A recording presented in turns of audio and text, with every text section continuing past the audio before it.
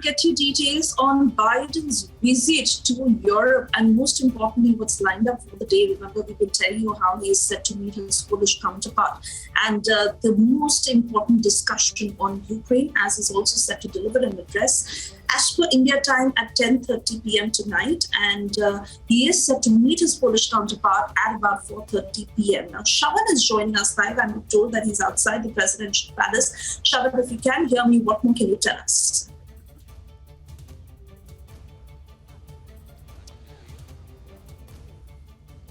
Well, in fact, Suesha, we are broadcasting right outside the presidential palace, where in a short while from now, the bilateral meeting between President Biden and President Duda is going to take place. As per the itinerary, we're given to understand that President Biden will also be delivering a speech at the Royal Castle, which essentially is going to focus more on the humanitarian crisis that's being faced. Let's just put this into perspective. We are standing in a country which has opened up the doors for Ukrainians. About 2 million refugees from Ukraine have entered Poland, and we're given to understand that in the days to come, Poland and several other European nations are going to see a massive influx of the refugees. So how exactly are they going to deal with the current situation remains one of the concerns that European Union has had. And what are the kind of facilities that can be provided to the Ukrainians? In fact, let me just tell our producers that we perhaps cannot move around and show much of the visuals. So what I'll try and do is just step aside and just give you a sense of the visuals that are behind. This is the presidential palace that you see behind me, where the bilateral meeting is going to actually take place, and also the speech that is going to be delivered by President Biden. Now, this comes just a day after President Biden made that visit to a Polish city, which is just about 60 miles from the Ukrainian border. In fact, he's also expressed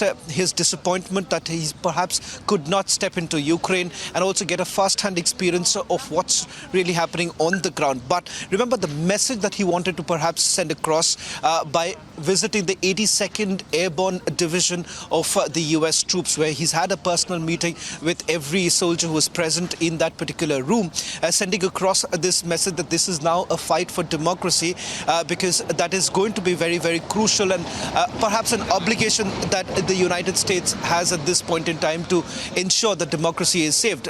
Hitting out at Russian President Vladimir Putin, saying that it is time perhaps that one takes bold measures to ensure that this expansionist, aggressive move that has been made by Russia is somehow thwarted by the United States of America as well as the other European nations.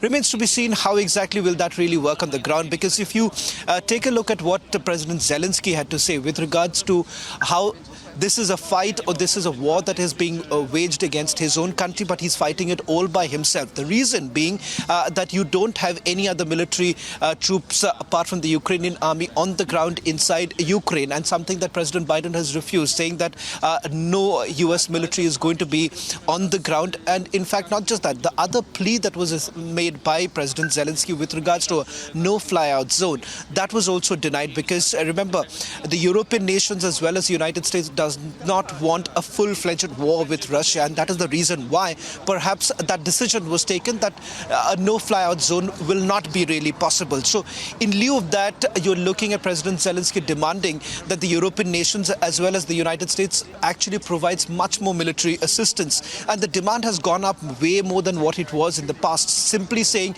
that on a daily basis they're looking at about 500 Stinger missiles, 500 Javelin missiles. And this is exactly the demand that has now been made by Ukraine in order to thwart the advances of the Russian troops. Let me also take our viewers through the latest development in terms of what's really happening on the ground in Ukraine. One of the big positive news coming in, especially from the capital city of Kiev, is one, that the Russians have been halted, especially in the capital city of Kiev. That's one big news coming in. They've gone into much more defensive positions. A Russian general has come on record to essentially say that the military operation in the capital is over. Right now, the focus would essentially be on the eastern flank or the eastern side of Ukraine, where they're saying they're trying to protect the Donbas region. So that's the major focus at this point in time.